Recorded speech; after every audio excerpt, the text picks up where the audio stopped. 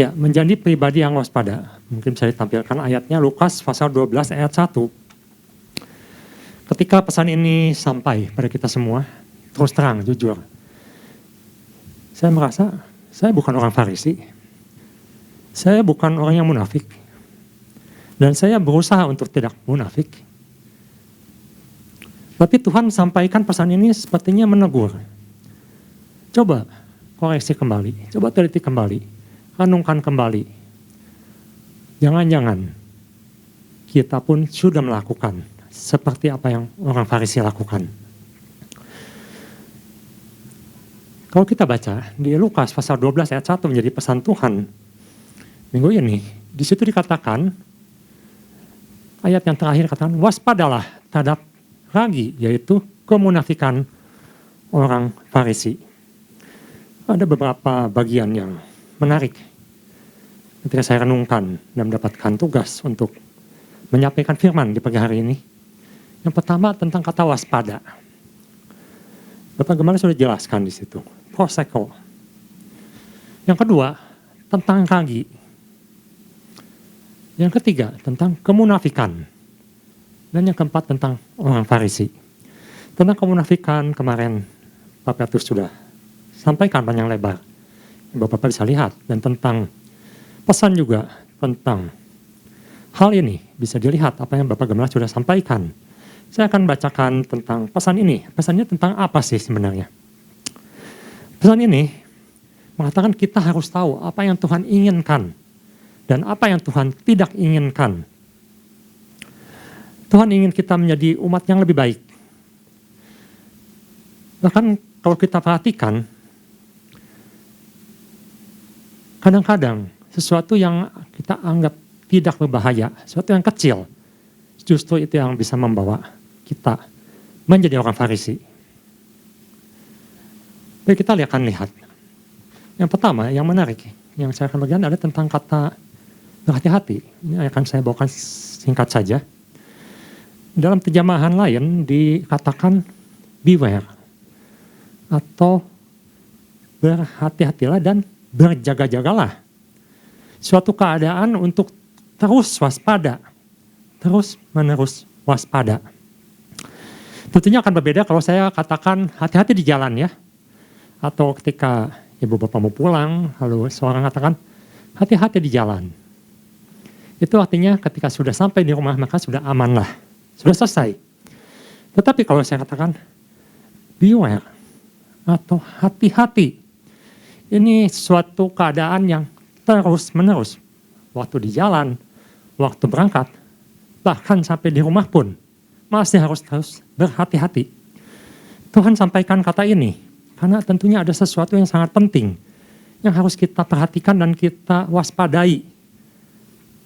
Apa itu?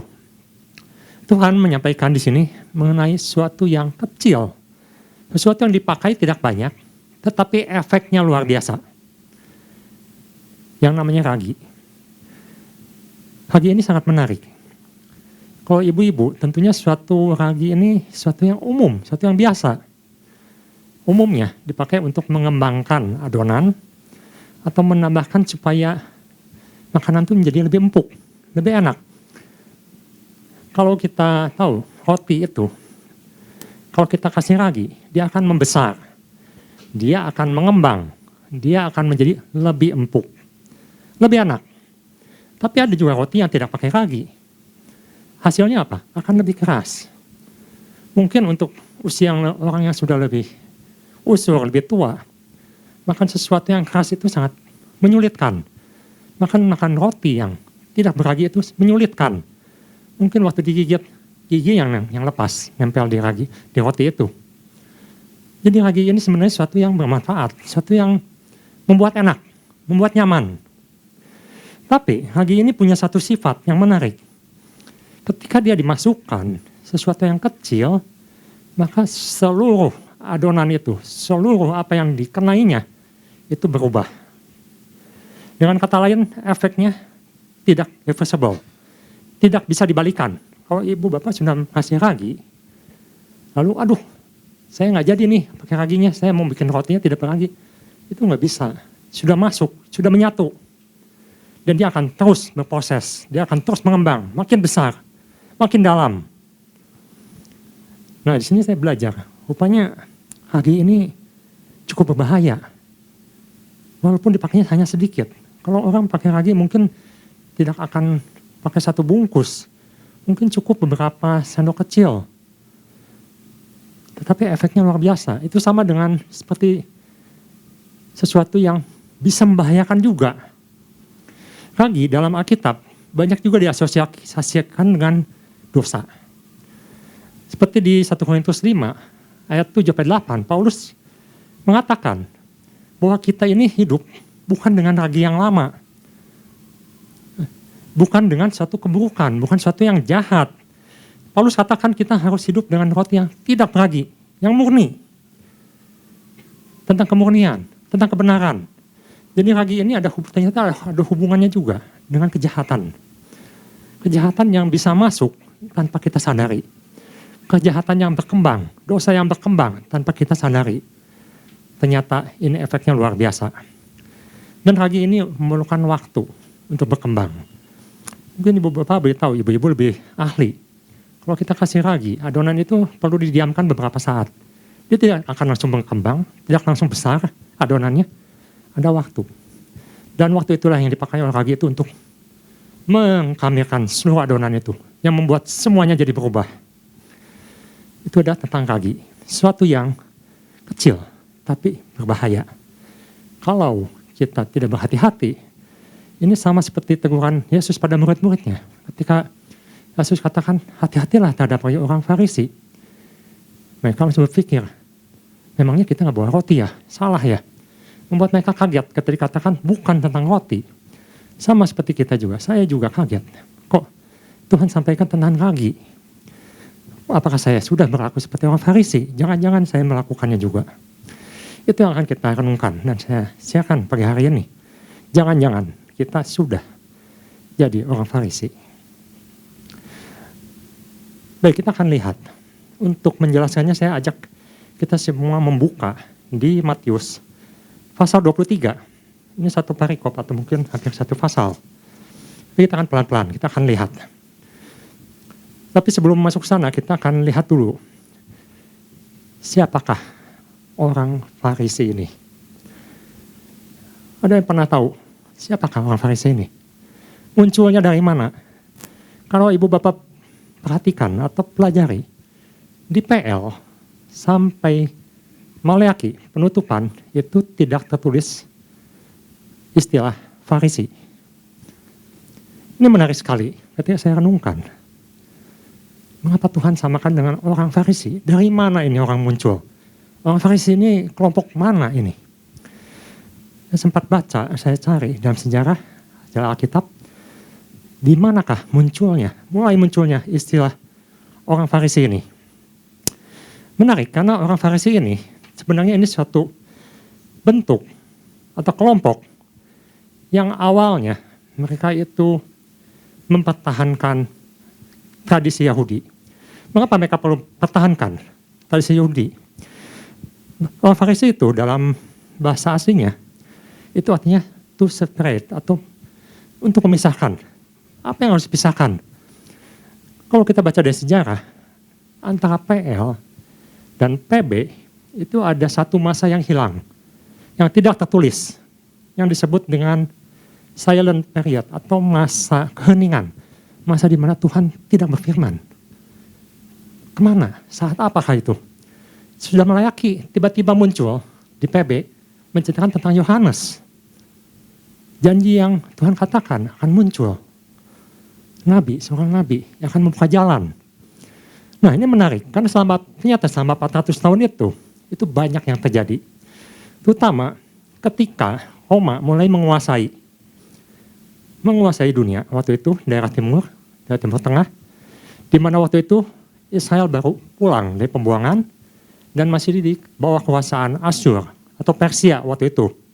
Mereka pulang, mereka sudah tidak punya raja lagi dan mereka menjadi bangsa yang tidak punya nationality atau nggak punya suatu bangsa yang tidak utuh. Dan muncullah Romawi yang menguasai waktu itu. Dan Romawi ini mengaduk-aduk semua tradisi Yahudi, mengaduk-aduk bait Allah, muncul yang disebut juga Antikris saat itu, Epiphanes, kacau balau semua. Nah, di sini muncullah suatu kaum yang ingin mempertahankan yang disebut dengan tradisi Taurat atau hukum Musa, yang disebut dengan orang Farisi. Jadi kalau kita lihat, Farisi ini muncul, mereka untuk memperjuangkan apa yang sebenarnya Tuhan sudah sampaikan. Tetapi mereka lebih cenderung kepada tradisi hukum Taurat. Dan menarik, karena Farisi sendiri ini menjadi pecah, menjadi Farisi dan Saduki. Farisi ini sangat memegang erat Taurat, tidak kompromi. Sesuatu yang baik sebenarnya. Mereka ingin melakukan sesuai dengan apa yang firman Tuhan katakan.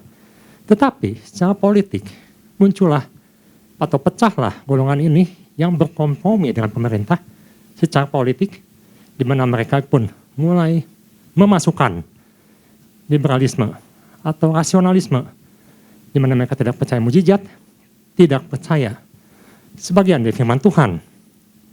Segala sesuatu yang hubungan yang supernatural mereka tidak percaya, dan mereka lebih berkompromi dengan Romawi saat itu. Nah, inilah asal-usul tentang Farisi. Sesuatu yang sebenarnya cukup baik, di mana mereka mempertahankan keyahudian mereka. Nah, kita lihat mengapa Tuhan begitu mencela golongan ini. Golongan yang muncul sebenarnya tidak ada, tidak dirancangkan sebenarnya golongan ini. Karena Tuhan memakai imam waktu itu. Imam, nabi untuk menegur. Tapi kenapa muncul tiba-tiba golongan Farisi ini? Dan Paulus pernah menyampaikan bahwa dia sangat bangga. Sebelum dia bertobat, dia katakan, aku ini orang Farisi. Sangat bangga. Kenapa? Karena dia memegang erat tradisi Yahudinya. Tetapi sudah bertobat, dia katakan, semuanya itu adalah sampah. Kita akan lihat. Jangan-jangan kita pun sekarang menjadi Farisi modern. Kita akan teliti. Mengapa Tuhan begitu mencela orang Farisi, bahkan disamakan dengan ragi yang bisa merusak. Yang bisa merusak kehidupan, bisa merusak kehidupan rohani kita. Kita akan pelajari dari Matius pasal 23. Kita akan lihat Matius pasal 23 ayat 13. Apa yang dilakukan orang Farisi sehingga Tuhan begitu mencelanya. Pasal 23 ayat yang kedua. Ahli-ahli Taurat dan orang-orang Farisi telah menduduki kursi Musa. Ayat ketiga. Sebab itu turutilah dan lakukanlah. Perhatikan ya. Turuti, lakukan segala sesuatu yang mereka ajarkan kepadamu. Tetapi janganlah kamu turuti perbuatan-perbuatan mereka. Karena mereka mengajarkannya tetapi tidak melakukannya. Yang pertama ini ada tentang suatu ajaran agama yang palsu. Ini sangat menegur, apalagi saya mendapat tugas membawakan firman. Bahwa kebenaran firman Tuhan, apa yang akan saya lakukan kalau saya sampaikan firman, tapi saya tidak melakukan firman itu. Tetapi firman ini juga bukan hanya berlaku buat pengkhotbah, membawa firman, rekan pengkhotbah, bahkan berlaku untuk kita semua. Ibu bapak apakah pernah mengatakan, atau ke teman kita, atau pada orang lain yang mengatakan, Tuhan berkata, ada firman Tuhan.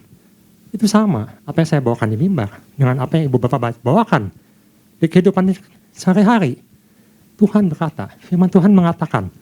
Tetapi kalau itu hanya untuk orang lain, bukan untuk kita. Kita mengajarkan orang lain, tapi kita tidak lakukan.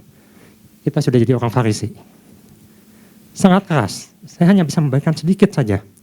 Dan saya minta untuk yang nonton di YouTube, supaya tidak memenggal-menggal, supaya tidak salah maksud apa yang saya sampaikan. Saya bukan menghakimi, tapi biar ini menjadi refleksi untuk kita juga. Untuk kehidupan kita. Jangan-jangan ragi itu sudah masuk dan berkembang dalam kehidupan kita. Ketika kita katakan segala sesuatunya disambungkan dengan firman Tuhan. Tapi kehidupan kita tidak melakukannya. Bahkan mungkin kita menyangkalnya. Jadi Tuhan katakan, orang Farisi adalah orang yang mengajarkan, tetapi mereka tidak melakukan. Mereka tidak peduli. Mereka menuntut orang lain, tetapi mereka tidak lakukan. Kita akan lihat selanjutnya. Ayat yang keempat. Di situ katakan, mereka mengikat beban-beban berat, lalu meletakkannya di atas bahu orang. Tetapi mereka sendiri tidak mau menyentuhnya. Tentang apa ini? Tentang mempersulit orang lain. Bikin sulit orang lain. Dia sendiri nggak mau, tapi dia nuntut orang lain. Ayat yang kelima, dikatakan, semua pekerjaan yang mereka lakukan hanya dimasukkan supaya dilihat orang. Mereka memakai tali sembahyang yang lebar dan jubah yang panjang. Supaya dilihat orang. Penampilan nomor 1. Mungkin kalau ketemu orang kita bisa shalom. Tapi apakah benar kita menyampaikan damai sejahtera? Shalom, damai sejahtera. Atau sudah shalom terus ribut. Bertengkar. Jadi musuh. Banyak sekali sekarang itu orang yang ingin dilihat seorang yang berhasil, seorang yang hebat. Saya pun sempat tertipu ketika saya melihat apa yang diistilahkan dengan sultan di sosmed. Saya begitu terkagum-kagum melihat anak-anak muda yang begitu hebat, bisa mencapai prestasi, kaya, banyak uang, luar biasa, banyak pengikutnya, followernya. Tapi hanya bertahan setahun, 2 tahun, dan berita terakhir ditangkap, melakukan penipuan. Ya kita sudah tahu lah, seperti Bimono misalnya. Palsu. Hanya untuk menipu. Hanya untuk menjerat. Itu yang dilakukan orang Farisi. Ayat ke-6 dikatakan, mereka suka duduk di tempat terhormat dalam perjamuan dan di tempat terdepan di rumah ibadat. Ini tolong jangan disalah mengertikan. Kalau dikatakan tempat terdepan di rumah ibadat, saya pun suka disuruh asyir duduk di paling depan. Meskipun saya juga agak risih duduk di paling depan. Tetapi kita perlu tahu di sini maksudnya bukan itu. Bukan artinya kita, kalau gitu saya tidak mau duduk di depan. Ya, ini hanya keluar sedikit karena asyir diberikan otoritas oleh Bapak Gembala, otoritas dari Tuhan dalam pelayanan supaya jemaat mengikuti apa yang asyir tunjukkan atau arahkan. Jadi yang di sini maksudnya adalah mereka lebih suka menjadi yang utama, VVIP, special person. Pelakunya harus spesial, tindakan kita harus spesial. Bahkan saya pernah mendengar, saya hanya mendengar seorang hamba Tuhan bukan di gereja kita yang mengatakan ketika hamba Tuhan makan, saya hanya berdiri seperti seorang pelayan melayani mereka makan. Apakah seperti itu? Jangan-jangan kita bisa jadi orang Farisi. Inilah yang Tuhan tegur keras sekali ketika dia mengatakan hati-hati dengan ragi orang Farisi. Mungkin kita hanya mengikuti salah satu, kita nyaman dengan salah satunya. Tapi Tuhan katakan itu akan merusak seluruhnya. Dan Tuhan katakan, celakalah orang yang mengikuti cara hidup orang Farisi. Celaka apanya? Kita akan lihat. Matius pasal 23 ayat 13. Tuhan katakan celaka, celaka, celaka, celaka. Ini mengingatkan kita akan apa? Akan penghakiman Tuhan waktu akhir zaman. Di mana Tuhan katakan celakalah, celakalah. 7 penghakiman, trompet Tuhan. Dan Tuhan sampaikan, pagi hari itu kita renungkan. Jangan-jangan kita termasuk orang yang dikatakan celaka engkau. Karena melakukan hal ini. Matius pasal 23, ayat 13. Celakalah kamu, hai ahli Taurat, dan orang-orang Farisi.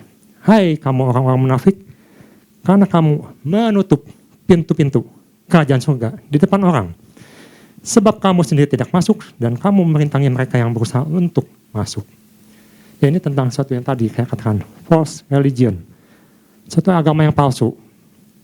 Suatu pengajaran agamawi yang dia sendiri tidak mengerti. Tapi dia ngajarin ke orang lain.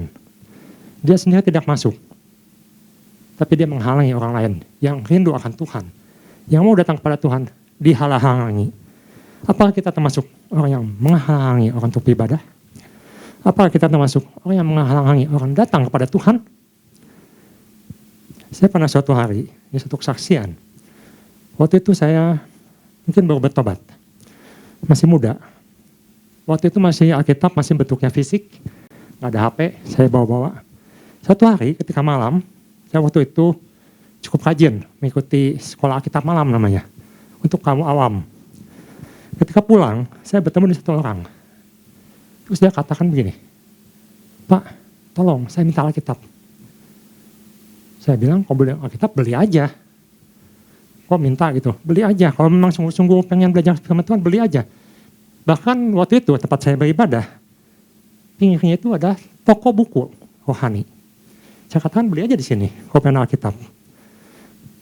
Soal itu pergi. Saya sangat menyesal dalam kehidupan saya kalau waktu itu seharusnya saya berikan Alkitab saya. Karena saya tidak pernah ketemu orang itu lagi. Dan saya tidak tahu apa yang terjadi dengan orang itu. Soalnya rindu untuk membaca firman Tuhan. Dan saya halau, gitu saja. Jangan-jangan saya sudah jadi orang Farisi. Menghalangi orang datang pada Tuhan. Yang kedua, kita akan lihat ayat 14. Celakalah kamu, hai ahli-ahli Taurat, dan orang-orang Farisi, hai kamu orang munafik, sebab kamu menelan rumah janda-janda, sedang kamu mengelabui mata orang dengan doa yang panjang-panjang, sebab itu kamu pasti akan menerima hukuman yang lebih berat. Ini ada tentang apa? Tentang mengambil keuntungan. Janda-janda dalam kehidupan orang Yahudi adalah kaum yang paling lemah. Tuhan selalu ingatkan, ingatlah akan anak yatim dan janda-janda. Mengapa Tuhan katakan ingatlah akan janda-janda? Paulus jelaskan lebih jelas di Perjanjian Baru. Yang termasuk golongan janda itu adalah apa? Ibu bapak bisa cek. Yang termasuk janda itu seperti apa. Tapi di sini maksudnya adalah janda yang ditinggalkan oleh suaminya, yang tidak punya penghasilan lagi, yang dia sangat mengharapkan kehidupan dari anaknya, kalau dia punya anak. Kadang-kadang ketika ke zaman Elisa misalnya, bahkan anaknya pun digadaikan. Jadikan budak, jadikan pelayan untuk menyambung hidupnya. Janda ini adalah golongan yang paling rapuh dalam Alkitab dan Perjanjian Lama. Tetapi orang Farisi mengambil keuntungan dari janda yang lemah ini. Artinya apa?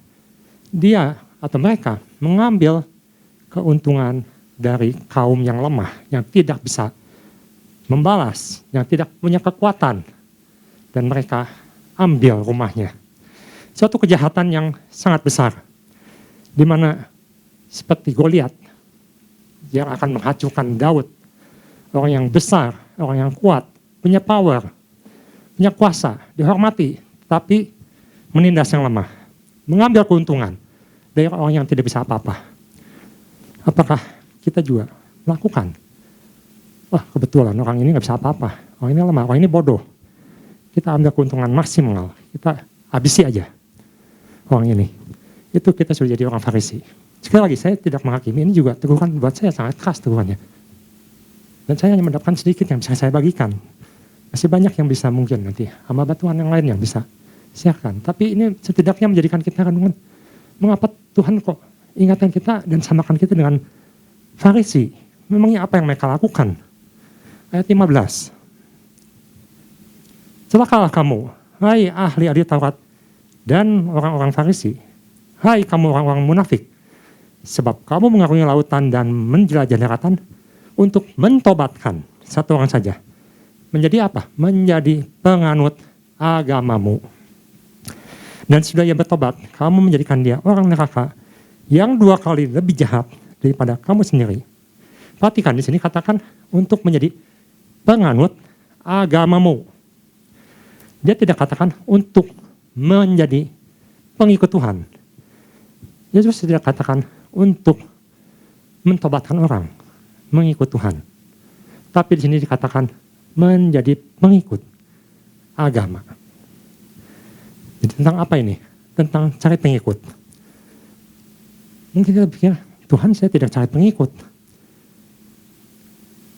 Coba kita refleksikan lagi. Kalau kita ketemu orang, kita katakan pada dia, ayo ikut ke gereja, atau ayo terima Tuhan sebagai juru selamat. Mengajak orang ke gereja tidak salah, itu baik, mendengarkan firman Tuhan, bisa membawa pertobatan. Tapi yang kita fokuskan, maksud saya, fokuskan orang ajak ke gereja, atau fokuskan supaya orang itu bertobat, terima Tuhan. Mana? Karena banyak sekali, yang mungkin saya agak sedikit kasar hari ini. Banyak yang mengatakan, misi kita adalah menjadikan gereja sebanyak mungkin jemaat. Ini menjadi suatu penentangan bertahun-tahun ketika saya mengikuti suatu ibadah dalam suatu gereja. Apakah benar Tuhan cari pengikut sebanyak-banyaknya orang? Atau Tuhan cari orang yang bertobat, yang mengikuti Tuhan?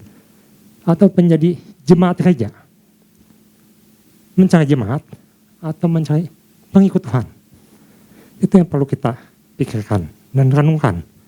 Apakah kita fokus pada Tuhan atau kita fokus pada jumlah? Terus terang, punya jumlah yang banyak itu menyenangkan. Sangat menyenangkan. Tetapi apakah itu fokus kita dan mengikut Tuhan? Atau jangan-jangan kita juga sama seperti yang Farisi, mencari pengikut, ikut saya, ikut gereja saya, bukan ikut Tuhan. Yang keempat, ayat ke-16 sampai 19. Celakalah kamu, hai pemimpin-pemimpin buta yang berkata, bersumpah demi bait suci. Sumpah itu tidak sah, tetapi bersumpah itu demi emas bait suci. Sumpah itu mengikat. Hai kamu orang-orang bodoh dan orang-orang buta. Apakah yang lebih penting, emas atau bait suci yang menguduskan emas itu? Bersumpah demi mezbah, sumpah itu tidak sah. Tapi bersumpah demi persembahan yang ada di atasnya, sumpah itu mengikat. Karena itu, barang siapa bersumpah demi mezbah, ia bersumpah demi mezbah, dan juga demi segala sesuatu yang terletak di atasnya. Saya tidak bisa menjabarkan terlalu banyak tentang hal ini. Tapi ada satu yang menarik di sini, salah satunya yang bisa saya tangkap adalah ketika seorang mempersulit orang lain dalam aturan-aturan ibadah. Di mana dia membuat sesuatu yang Tuhan tidak pernah bikin aturan itu. Ditambah-tambahkan aturannya. Yang penting jadi tidak penting. Yang kecil jadi besar. Jadi legalistik. Hukum yang ditekankan. Bukan pertobatan, bukan perubahan sikap yang ditekankan. Yang kelima, kita akan lihat ayat 23 sampai 24. Dikatakan, celakalah kamu, hai ahli-ahli Taurat, dan orang-orang Farisi, hai kamu yang orang-orang munafik, sebab perpuluhan dari selasih, adas manis dan jintan kamu bayar. Tetapi yang terpenting dalam hukum Taurat kamu abaikan, yaitu keadilan dan belas kasihan dan kesetiaan. Yang satu harus dilakukan dan yang lain jangan diabaikan. Tuhan katakan harus dilakukan, perpuluhan harus dilakukan. Tetapi sayangnya kalau hanya itu yang difokuskan, maka kita akan kehilangan yang disebut dengan keadilan, belas kasihan, kesetiaan.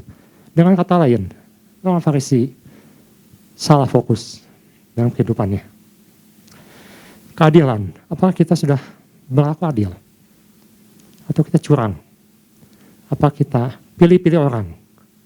Kita beda-bedakan orang? Ada maksud, ada tujuan dalam kehidupan kita, mengambil keuntungan. Atau keadilan yang Tuhan sampaikan, kasih karunia, anugerah yang Tuhan berikan. Masih adakah belas kasihan? Apakah hati nurani kita masih bekerja? Atau kita sudah mematikan hati nurani kita? Masa bodoh. Yang penting saya aman. Atau kesetiaan. Kesetiaan. Masihkah ada kesetiaan dalam kehidupan kita? Atau mungkin waktu senang saja? Waktu semuanya aman-aman saja? Semuanya baik-baik saja? Waktu semuanya masih menguntungkan, kita setia. Ketika masa sulit, kita beralih.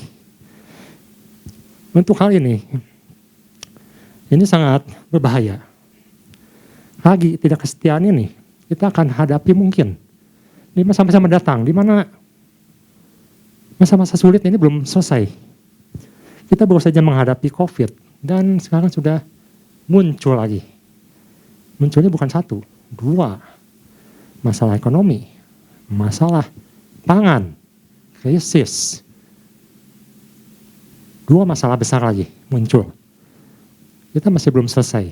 Apakah kesetiaan kita masih ada? Kesetiaan kita pada Tuhan untuk percaya, ikut Tuhan di masa-masa sulit. Atau saya akan lebih senang aman. Saya lebih suka tidak terlibat. Saya lebih suka keluar. saya lebih suka ikut dunia yang menawarkan jalan keluar. Ibu Bapak, beberapa hari yang lalu saya pernah sempat lihat TikTok seorang anak muda yang membawakan firman Tuhan. Orang barat, masih muda, sangat muda. Tapi dia luar biasa. Dia banyak mengingatkan kita tentang akhir zaman, tentang apa yang terjadi di dunia ini sekarang, di mana orang atau negara-negara sekarang sudah mulai kompromi dengan sistem antikris. Ya, Ibu Bapak bisa lihat, banyaklah. Tetapi yang saya ingatkan adalah dunia ini sedang berubah. Dunia ini sedang berubah dan sedang menuju ke arah penggenapan, persiapan antikris. Jadi kita pertanyakan lagi, apakah saya masih akan setia pada Tuhan ketika kenyamanan itu hilang? Suatu yang berat untuk saya sendiri, saya juga. Apakah saya masih setia Tuhan? Biarlah Tuhan beri saya kesetiaan sampai akhir, sampai selesai. Kesetiaan. Yang keenam, ayat 25. Tuhan masih katakan, celakalah kamu, ahli-ahli Taurat, dan orang-orang Farisi. Hai kamu orang-orang munafik, sebab cawan dan pinggang kamu bersihkan sebelah luarnya, tapi sebelah dalamnya penuh rampasan dan kerakusan. Di luar tampak keren, di luar tampak bagus. Kalau Ibu baca diselanjutkan di ayat 26, 28, 29 sampai selesai, dikatakan orang Farisi dan ahli Taurat itu sangat peduli dengan penampilan luar apa yang ada di sekitar Bait Allah. Saya sempat cari juga, sempat bingung, maksudnya melapor kuburan atau dengan yang putih itu maksudnya seperti apa? Katanya seperti ini, ketika orang-orang ziarah ke Yerusalem, mereka tuh harus melewati tembok-tembok, samping kiri kanan dan mungkin penuh ya, waktu itu banyak orang yang datang. Maka mereka itu harus melapor tembok-tembok itu dengan semacam cat putih. Tujuannya apa? Supaya bersih. Karena kalau prinsip orang Yahudi bersentuhan dengan sesuatu yang najis, dia akan jadi najis. Mungkin tembok itu berjamur, tembok itu kotor. Ketika mereka ziarah, jauh-jauh datang, menyentuh yang najis, mereka batal, najis. Najis membutuhkan waktu 7 hari. Harus keluar 7 hari. Jadi mereka sangat menjaga suatu ritual, menampilkan suatu penampilan, di mana memberikan kenyamanan untuk orang beribadah. Tetapi intinya, mereka datang untuk ibadah untuk apa? Bertemu Tuhan, itu yang dihilangkan. Mereka lebih sibuk dengan aturan-aturan yang di luar, dengan kebersihan. Sama seperti imam yang bertemu dengan orang yang dirampok. Kalau kita perhatikan, mungkin kita akan langsung menjudge. Imam ini tidak punya hati nurani. Ditinggalkan orang yang dianiaya. Lalu muncullah orang Samaria yang baik hati itu. Kita semua sudah hafal cerita itu. Tetapi mereka ini punya satu juga pertimbangan. Di mana imam memegang luka atau orang yang najis, apalagi bukan bangsanya, maka dia akan najis. Itu yang menjadi pertimbangannya. Jadi kenajisan itu mereka lebih pentingkan, lebih takuti dibandingkan takut akan Tuhan. Karena itu Tuhan ajarkan tentang kasih. Nah ini yang mungkin perlu kita renungkan. Apakah kasih itu sudah dikesampingkan? Kita lebih mementingkan ritual kita, ritual ibadah kita, dibandingkan dengan kasih itu. Atau kita harus kembali lagi, mana yang penting, mana yang utama. Sebagai penutup, kita akan lihat di 1 Petrus 4 ayat 15 sampai 18. Ini juga menjadi satu penon bagi saya, bagi saudara. Mengapa Tuhan sampaikan pesan ini? Supaya kita jangan sama menjadi Farisi, berkembang, bahkan mungkin bisa menguasai hidup kita. 1 Petrus 4 ayat 15 sampai 18. Janganlah ada di antara kamu yang harus menderita sebagai pembunuh, atau pencuri, atau penjahat, atau pengacau. Nah, diulangi ya, kita ulang. Jangan ada di antara kamu yang menderita. Menderita karena apa? Mencuri, membunuh, penjahat, pengacau. Ayat ke-16. Tetapi jika ia menderita sebagai orang Kristen, maka janganlah ia malu, tetapi hendaklah ia memuliakan Allah dalam nama Kristus itu. Ayat 17. Karena sekarang telah tiba saatnya penghakiman dimulai. Dan pada rumah Allah sendiri yang harus pertama-tama dihakimi. Pembersihan akan dimulai dari rumah Tuhan. Dan jika penghakiman itu dimulai pada kita, bagaimanakah kesudahannya dengan mereka yang tidak percaya kepada Injil Allah? Saya kira cukup ke sini. Penekanannya adalah pembersihan akan dimulai dari anak-anak Tuhan. Mulai dari saya, mulai dari Bapak, dari Ibu. Pembersihan itu sudah dimulai. Dan Tuhan ingatkan, hati-hati dengan ragi orang Farisi. Dan biarlah, saya mengerti, saya adalah orang yang masih berbuat dosa, yang bisa berbuat kesalahan. Tetapi jangan biarkan ragi itu berkembang dan merusak kehidupan kita. Kiranya Tuhan Yesus, sekian firman Tuhan Yesus memberkati.